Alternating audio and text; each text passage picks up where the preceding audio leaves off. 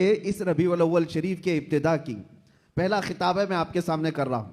لوگ کہتے ہیں، یہ بھی کہتے ہیں، چلو مان لیا حضور تشریف لائے تھے، خوشی اس وقت کی تھی، لیکن اب تو 1400 سال گزر گئے، ابھی تک کیوں مناتے ہو؟ حضور صلی اللہ تعالیٰ علیہ وسلم جس وقت آئے اس وقت خوشی منا لیا گیا ہوگا، وہ الگ بات ہے، لیکن اب تک کیوں مناتے ہو؟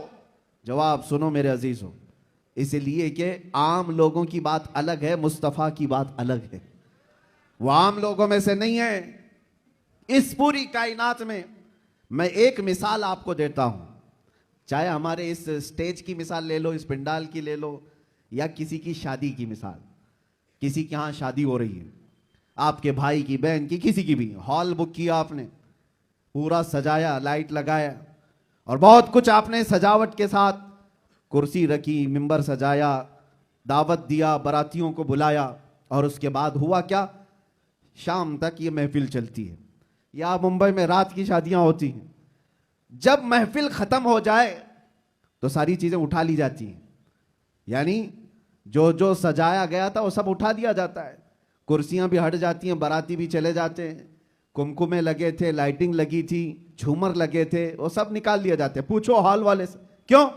میاں وہ دولہے کے لیے سجایا گیا تھا، شادی اس کی تھی، دولہا آیا اور دولہے کے آنے سے پہلے باراتی بھی آئے، لیکن محفل جب ختم ہو گئی، نکاح ہو گیا، دولہا جب چلا گیا تو لائٹنگ بھی اٹھا لی گئی، کرسیاں بھی ہٹا دی گئی، سجاوٹ بھی نکال دی گئی، اور حال بے حال ہو جاتا ہے، ختم ہو گیا۔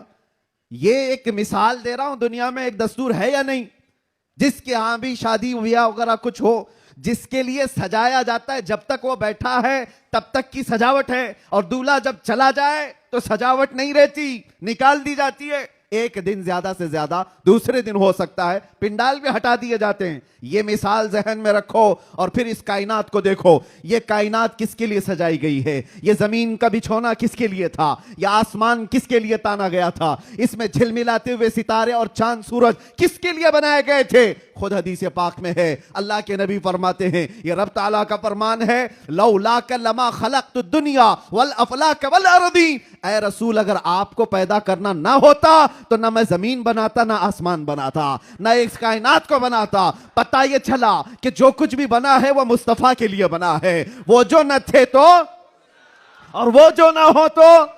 زمین کا بچھونا میرے مصطفیٰ کے لیے بچھایا گیا، آسمان کی یہ نیلگون چادر مصطفیٰ کے لیے تانی گئی، اس میں سجاوٹ، چاند سورج تارے یہ سب سجائے گئے، اور پھر 1,24,000 کم و بیش انبیاء براتی بن کر کے تشریف لائے۔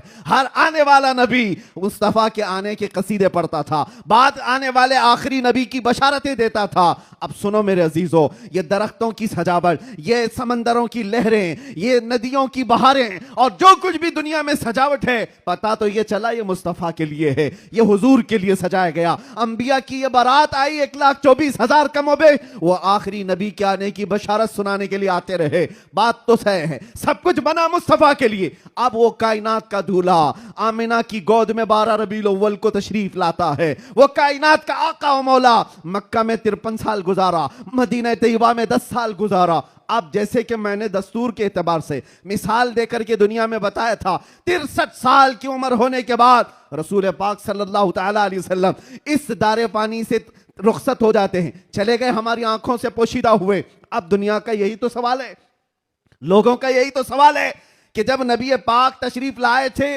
اس وقت میلاد کی خوشی منا لی گئی، ہو گیا، ابھی تک کیوں مناتے ہو؟ 1400 سال گزر گئے، ابھی تک کیوں مناتے ہو؟